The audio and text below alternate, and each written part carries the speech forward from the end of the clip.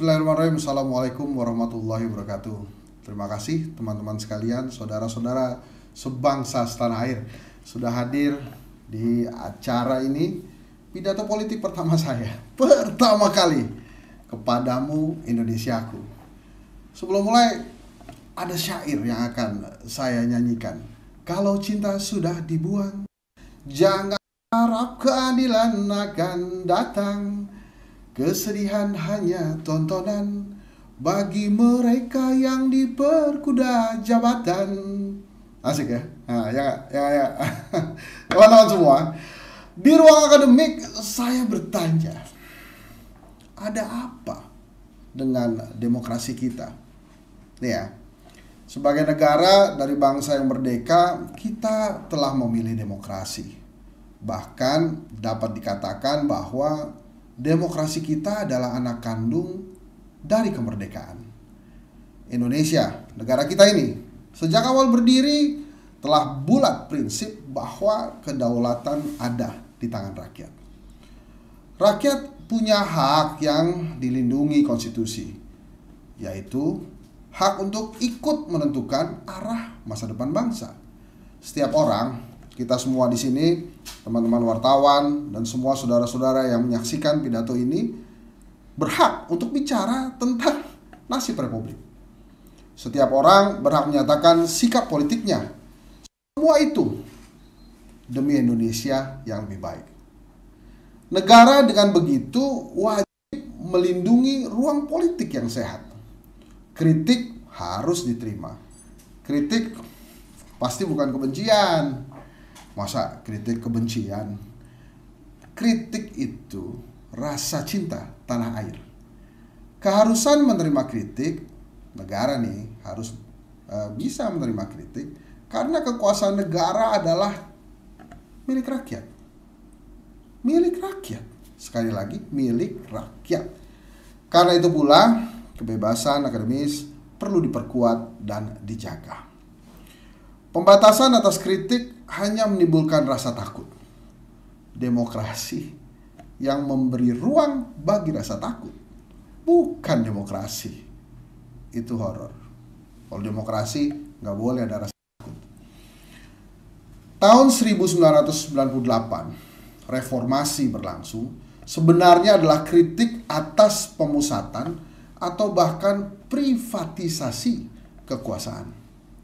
Reformasi ingin mengembalikan harkat dan kedudukan negara sebagai alat bangsa untuk mencapai cita-cita luhurnya. Sekarang nih muncul tanda-tanda kemunduran. Satu persatu lembaga yang lahir dari reformasi mengalami pelemahan. Lahir kebijakan yang melawan agenda reformasi. Agenda reformasi dilawan. Bayangkan teman-teman semua, saudara-saudara semua. Sementara itu, kasus-kasus hukum melanda para pejabat publik yang datang dari proses pemilu. Tapi ya, inilah wajah demokrasi kita dewasa ini. Belakangan ini kita dengar, nah ini menarik. Belakangan ini kita dengar ada sejumlah tokoh pergi keluar kota dari Jakarta, pergi keluar kota. Tujuannya apa? Mencari suara moral katanya.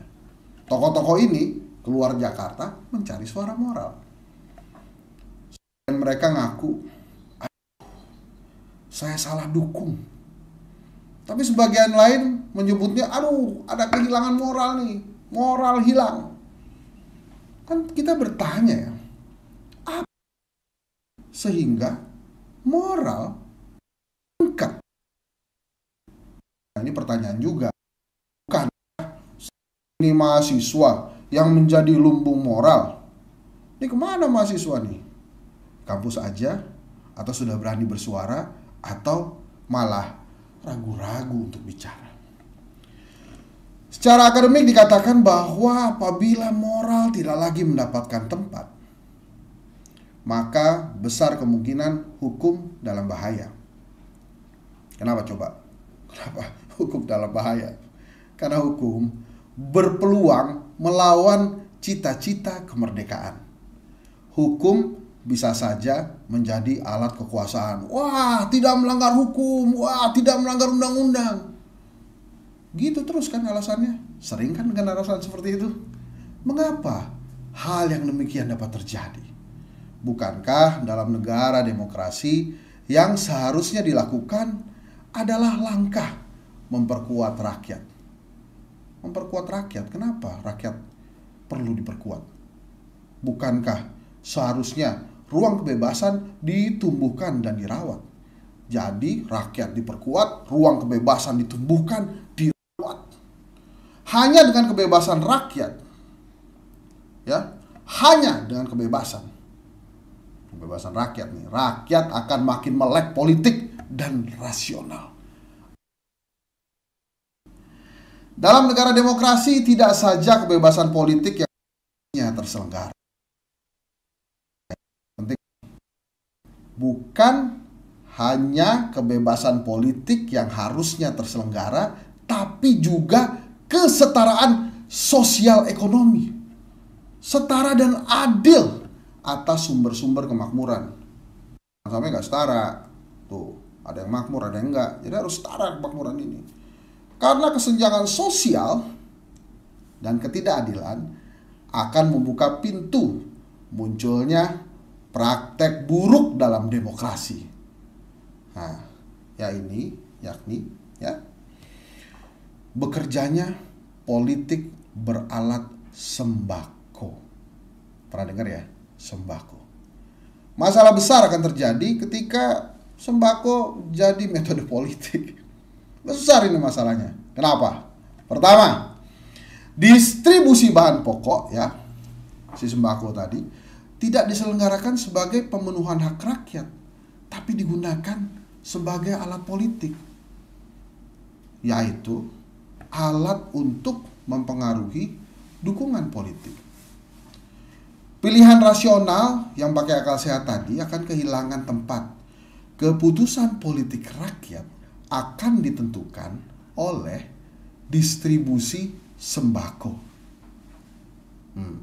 Yang kedua, dalam prakteknya pembagian sembako menjadi menu utama kampanye. Bahkan mungkin mohon maaf nih kalau ada yang tercolek ya, jangan tersinggung. Aksi sembako ini tidak hanya dianggap wajar, tapi justru dinanti-nantikan. Sembako mana ya? Karena itu, yang tidak bagi-bagi sembako biasanya nih ya, dia merasa kalah sebelum bertanding. Yang tidak mampu bagi-bagi sembako akan mundur dari arena. Yang akhirnya ya, arena diisi oleh para petualang sembako. Padahal kualitas yang tidak bagi-bagi sembako, wah, sangat mungkin melebihi kualitas yang bagi-bagi sembako. Nah, dalam keadaan yang demikian, komunikasi yang berlangsung pasti bukan jenis komunikasi rasional lagi. Udah gak pakai akal sehat. Gak lagi pakai argumen yang kaya ataupun argumen-argumen terbuka. Relasi yang terbentuk, relasi yang sudah tidak setara. Udah gak sama, bagi sembako sama tidak, gitu kan? Artinya, demokrasi yang plus sembako, demokrasi yang ditambah sembako ini adalah sebetulnya bentuk manipulasi demokrasi. Prinsip-prinsip demokrasi diabaikan. Demokrasi merosot tajam. Ruang demokrasi berubah. Yang tadinya pertukaran akal gagasan jadi pertukaran ruang transaksi sembako. Hidup dan kehidupan rakyat terancam kalau begini.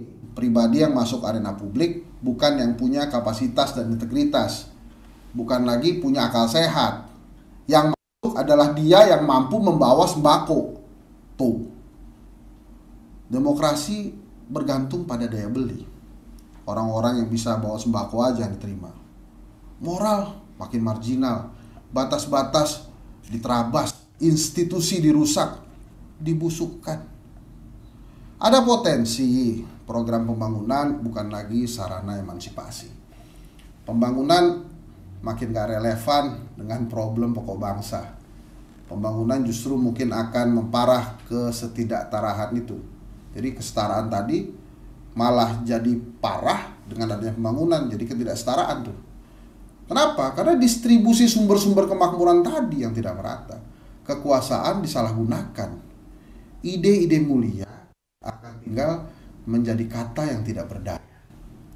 Sembako sebagai alat politik merupakan virus ganas yang menyerang jantung demokrasi. Itu kalau udah keserang jantungnya bisa bahaya, bos. Miskinnya pendidikan politik membuat rakyat cuek pada pemilu. Nah, ini lebih ngeri lagi. Akibatnya, pemilu nanti nih 2024 hanya dianggap sebagai acara urusan KPU. Acaranya urusan partai-partai, para kandidat capres-cawapres, dan bukan lagi urusan rakyat. Masih ada asa di depan, masa depan kita nih, kita masih punya asa nggak kira-kira? Kita percaya, ya. Saya juga percaya teman-teman dan saudara-saudara sekalian yang menyaksikan acara ini maupun yang nanti akan menyaksikan acara ini, masih ada cinta yang bersemayam di tiap-tiap warga. Cinta tanah air. Kita percaya masih ada rasa ingin memperbaiki negeri. Karena itu saya mengajak nih, kita berharap semuanya ada langkah bersama. Gimana tuh caranya? Bapak-bapak, ibu-ibu sekalian, saudara-saudara yang tercinta, teman-teman semua. Pertama, nih izin ya, bukannya so tau nih, tapi saya kasih saran nih. Jadikan rasa cinta tanah air sebagai moral yang menggerakkan langkah politik. Dengan itu, perbedaan akan menjadi masalah sederhana. Yaitu perbedaan dalam cara memperbaiki negara. Kedua, walaupun susah, tapi marilah hindari menjadikan sembako sebagai alat politik. Biarkan demokrasi ini tumbuh sehat dan subur. Hadirkan pendidikan politik yang emansipatif. Jadikan pemilu sebagai pendidikan politik akbar besar. Dengan cara menghadirkan pertarungan gagasan dan strategi pembangunan. Bukan dengan sembako, ya. Negara harus menjamin rasa aman agar pendapat yang berbeda tidak menimbulkan masalah hukum. Rakyat ingin agar pemilu menjadi pintu utama perbaikan nasib bangsa. Ini perlu saya ulang ya. Kita semua ingin ya pemilu 2024 nanti menjadi pintu utama perbaikan nasib bangsa. Makanya kita harus peduli. Ini saya pesan khusus ya kepada para capres-cawapres yang sudah mendapatkan nomor 1, 2, dan 3 ya. Gunakan momentum ini menjadi wahana pembelajaran bangsa. Hindari cara-cara tercela dan melanggar aturan. Berikan yang terbaik bagi Ibu Pertiwi. Tentu agar hasil pemilu dapat menjadi awal penting dalam memperbaiki negeri. Buatlah kami semua, wahai capres-cawapres, para penguasa, kita semua yang hadir di sini, rakyat, buatlah rakyat kita semua menjadi percaya dan bahagia hidup di Indonesia. Terima kasih. Jakarta, 16 November 2023. Henry Satrio berterima kasih. Assalamualaikum warahmatullahi wabarakatuh. Sebelum saya akhiri, saya hendak berterima kasih kepada teman-teman yang sudah merelay acara ini secara langsung maupun tunda. Pemilik YouTube, teman-teman semua, ada Total Politik, Refli Harun, Caritahu.com, Abraham Samad Speak Up, Berisik Republik, Hersu Beno Point, wah ini sorry Mas Hersu, Mardani Alisera, ada channelnya Pos Kota, channelnya Bambang Wijayanto, R66 Newlytics, teman-teman media massa, ada iNews dan TV-TV lainnya, Metro TV, TV One. Terima kasih banyak teman-teman yang hadir di sini dari Antara, kemudian dari media-media lainnya, saya sekali lagi berterima kasih. Semoga apa yang saya sampaikan hari ini bermanfaat. Sekali lagi, wabillahi taufiq wal hidayah. Wassalamualaikum warahmatullahi wabarakatuh. Kita mau terima tanya jawab dari teman-teman. Ada tanya jawab? Silakan, Bos. Apa yang sudah hilangnya marwah konstitusi, utamanya ini kan sudah final ketok palu, kemudian juga ini tinggal menghitung hari, kurang lebih 90 hari lagi menuju Pilpres dan juga pemilu. Bagaimana masyarakat menyikapi ibaratnya saat ini situasi politik Indonesia yang sedang kritis gitu? Seperti yang tadi sudah saya katakan, memang akhirnya kepercayaan kita kepada negara ini harus ditingkatkan. Para penyelenggara negara memang harus membuktikan bahwa mereka bisa netral. Sulit memang keadaannya pada saat anak penguasa ikut serta dalam pemilu, tapi harusnya sih bisa. Kepada siapa kita bersandar? KPU dan Bawaslu, DKPP, belum lagi para peserta pemilu, partai-partai politik, dan tentu saja penggawa paling depan, paling utama, calon-calon pemimpin kita, capres dan cawapres yang sudah mendapatkan nomor itu. Gitu kira-kira. Baik. Apakah Anda yakin bahwa pemilu ini akan berjalan secara jujur dan juga adil sampai kepada hasil akhirnya nanti? Aduh, ini susah bener ini pertanyaannya. Apakah pemilu akan berjalan jujur dan adil sampai akhirnya? Ya, kita harus katakan, kita harus percaya. Karena bila ada kecurangan-kecurangan, itu hukumannya akan langsung datang dari rakyat.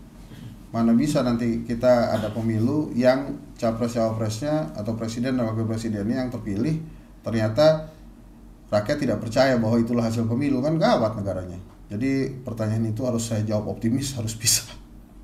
Gitu kira-kira. Baik, terakhir dari Ajis, mungkin apakah Anda setuju bahwasanya nanti hasil dan juga proses pemilu itu akan menentukan tingkat kepercayaan publik kepada konstitusi dan juga negara?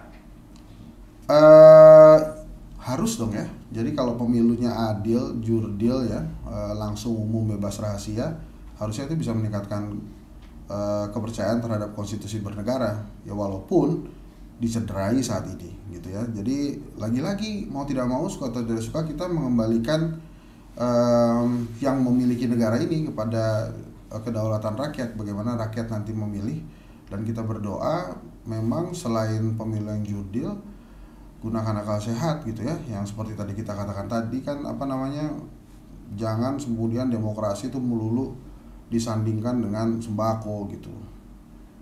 Ada bansos, ada sembako, terus kemudian pilihannya berbeda, pilihannya berubah.